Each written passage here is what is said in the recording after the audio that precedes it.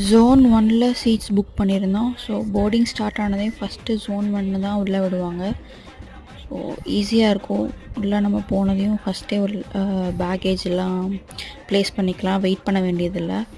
So இதுதான் பெங்களூர் ஏர்போர்ட்டில் first time. So ரொம்ப நேரம் ஃப்ளைட்குள்ளே இருக்க மாதிரி இருந்துச்சு. சைக்கிள் ஓட்டுறது எப்படி சைக்கிள் ஓட்டுவாங்களோ அது ஒரு 5 கிலோமீட்டர்ஸ்க்கு சைக்கிள் மாதிரி ஓட்டிகிட்டே இருந்தாங்க. லாஸ்ட்டாக தான் டேக் ஆஃப் ஆச்சு. ஸோ இது ஒரு நியூ எக்ஸ்பீரியன்ஸ் தான் எனக்கு டே டைமில் ஃப்ளைட்டில் போகிறது. நாங்கள் பூனேயில் இருந்த வரைக்கும் நைட் டைமில் மட்டும்தான் up and down. So Coimbatore to Pune as well as Pune to Coimbatore வந்து நைட் டைம்ஸில் தான் ட்ராவல் பண்ணியிருக்கோம்.